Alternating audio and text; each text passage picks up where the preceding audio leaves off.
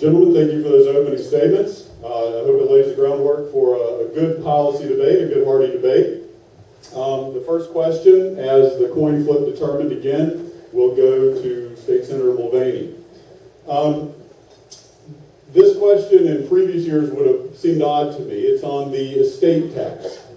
In previous years, the estate tax only kicked in if you had $3.5 million worth of an estate, which 99% of the people aren't going to have.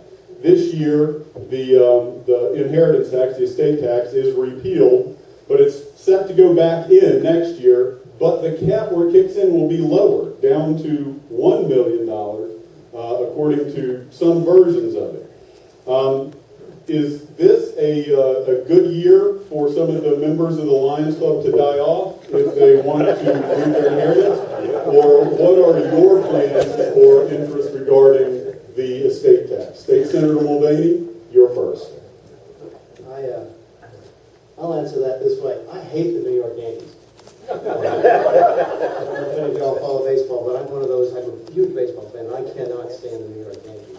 But darn it, Mr. Steinbrenner didn't figure out another way to win when he died this year. George Steinbrenner died this year because of that, ended up paying no estate tax. I think it's a shame that the country has come to play lotteries like that, where the folks actually have to figure out, is it better for our family for somebody to die this year? That's an actual debate that's happening. But the reason the issue comes up, of course, is that the Bush tax cuts, the tax cuts in 2001, 2003, are scheduled to expire at the end of this year.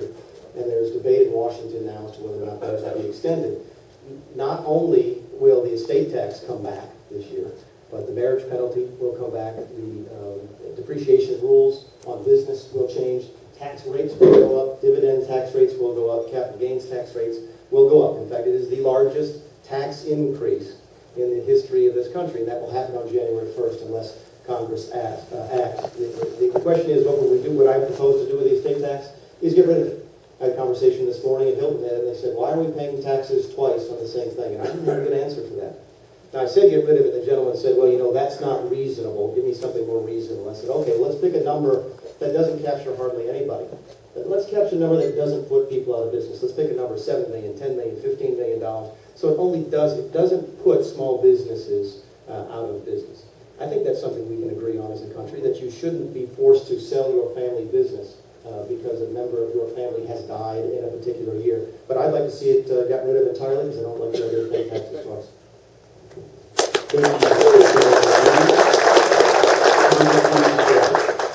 I voted for estate tax reform.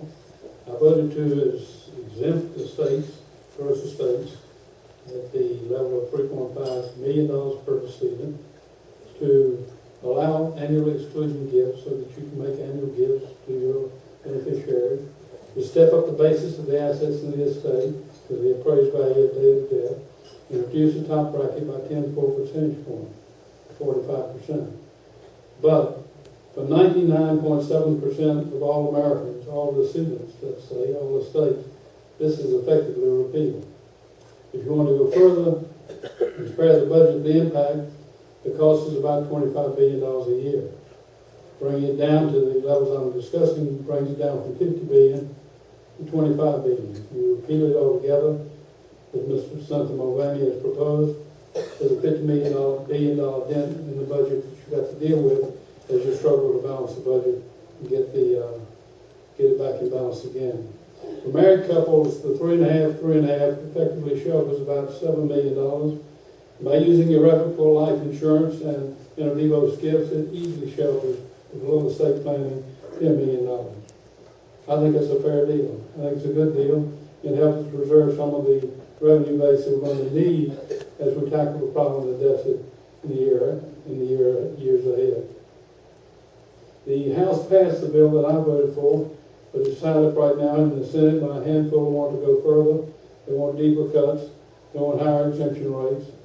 And thus far, no compromise has been found, but it will have to be found by the end of this year because nobody, me particularly, nobody wants to see us revert to 2001 levels.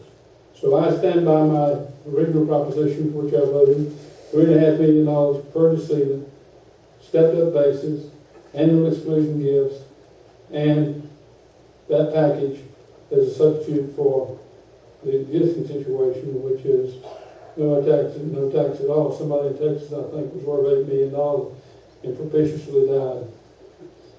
And that's a situation that is simply unsupportable. So our goal in the end of this session of Congress will be to take the tax package, including this particular element of it, and apply it to see that the existing proposal is carried forward. We'll find out what happens, but I think there's a good chance of a compromise before we can adjourn for this year. Thank you, Congressman Spratt. By mentioning your opponent's choice, you triggered the rebuttal mechanism. So, State Senator Mulvaney, based on the rules, you get a 1-minute rebuttal, And I won't, if you wish. I won't need that long. I will point this out. I hear what the congressman is saying about what he voted for higher limits and so forth.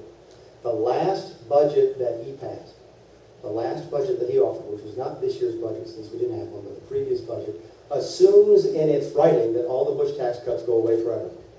So I hear what he's saying today about a bill that he may have supported that has died in the Senate, but the last budget that he wrote as a budget chairman assumed that none of that he just talked about would take place, and assumed that the Bush tax cuts would go away forever. Thank you, State Senator. The next question, for which each of you will have a full 3 minutes to answer, will first go to Congressman Spratt, and it is on the federal income tax rates on dividends and capital gains. They are currently at 15%. That is set to expire and go up, I believe, another 5%. I'm not sure on that. That's going from memory. I believe they'll go up another 5%. What is your position of the expiration starting in January of 2011 on the 15% rate and it raising to 20% or more? Congressman Spratt. There are several things that could happen. First of all, we could extend the existing tax cuts, the Bush tax cuts, the 01-03 tax cuts, by a year or 2 years until we get a much better impression of what's happening to the budget and to the economy. Secondly, we can do as the President has once proposed, and that is ensure these cuts would continue to apply to couples making $250,000, but they would not apply, would progressively phase out for people making above $250,000. Well, thirdly, we can do a combination of both things. I'm not in any position to know what's going to happen, but if I had to guess, it would include extension for a year or 2 year period of time, and application of the rate just to folks making below $250,000. Hard to say what the outcome will be. I could support that package. I would very much believe that we should defer any action until we have a better insight into where this economy is going and what the budget is doing. And I could vote for a 1 year extension. Thank you, Congressman Spratt. State Senator Mulvaney. Scott, very briefly, your question is half correct. The capital gains tax is going from 15 to 20. The dividend rate, I think, at the highest is going from 15 to almost 40. I think it's 39.5% under the expiration of the Bush tax cuts. You heard Congressman Spratt, which I know triggers the rebuttal, talk about extending it for a year or two. Again, I would put it to you that is all the rage in Washington now because there's an election in 60 days. When the last budget was written, it assumed that those tax cuts go away forever. We hear now also about maybe what they'll do when they go back to D.C. next week is to restore the tax cuts or keep the tax cuts for folks making under $250,000. It's a common claim, isn't it? Let's just make very rich people take it. I'll put it to you this way. The top 3%, all those people who make up 3% of those folks above $250,000 represent 75% of they represent 75% of consumer spending, which is 71% of our economy. All we hear about is how do we get folks buying again? How do we get folks back to work? How do we get folks spending their money again? And yet, what they're talking about doing is a tax cut on the folks who are driving the very consumerism that is 71% of our economy. I would leave the dividends rate at 15%, and I'd take capital gains. You want to leave capital gains, short-term capital gains at a higher rate? I have no difficulty with that. If you want to take a high rate of taxation on day trading and short-term trading in the market, I have no difficulty with that. But let's see it go to zero over 3 or 5 years. So that if you own a business and you buy a piece of machinery, and it's a long-term investment in your company. If you own a stock for a long period of time because you're getting ready to retire, let's not make you pay any capital gains on that, and let's use that as a way to get folks to invest in the economy again so that folks can go back to work.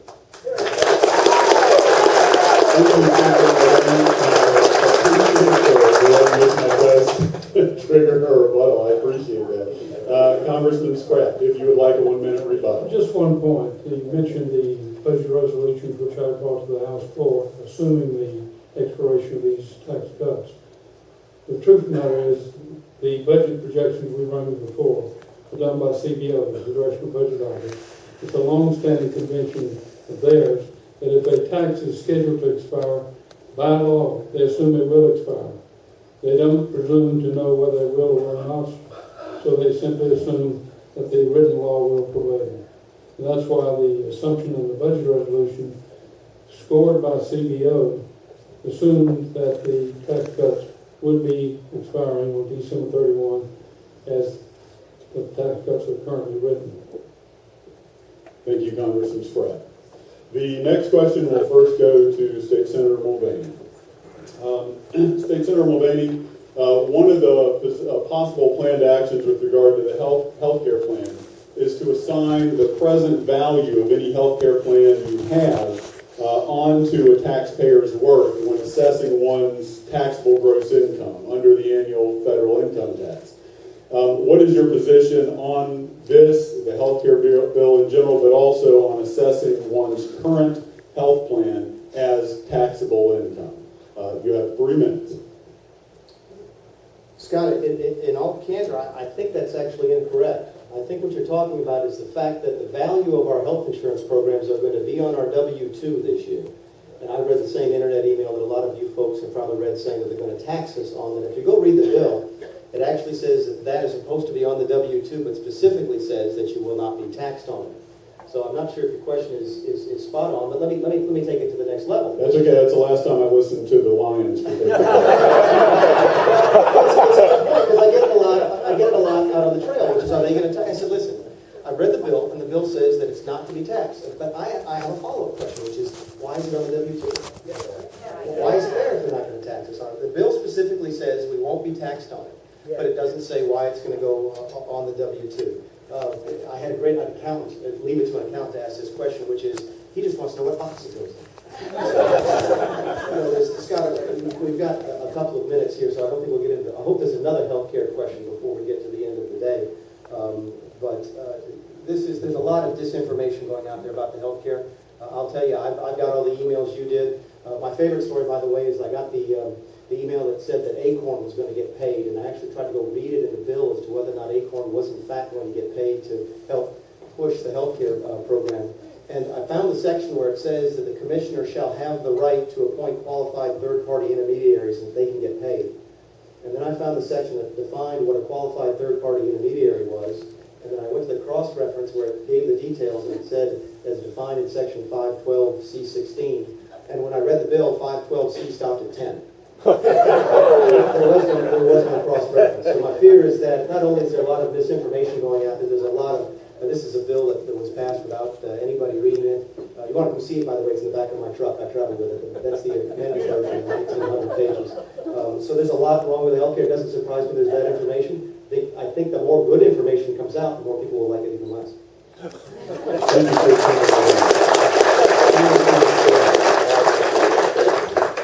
I haven't heard of this idea, but I can tell you with authority that it's not going to happen.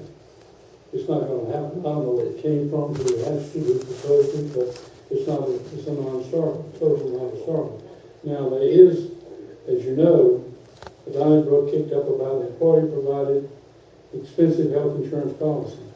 The eventual compromise in the healthcare reform bill was that there would be an excise tax applicable to family coverage policies that exceeded $27,500 and individual policies that exceeded $10,500. That's different from this. It was part of the funding mechanism for the healthcare reform bill. It has absolutely nothing to do with this cockamamie idea. As for Acorn, I voted for an unequivocal resolution for the federal government not to extend further grant money to the Acorn outfit because of their performance in certain very questionable episodes. Thank you, Congressman.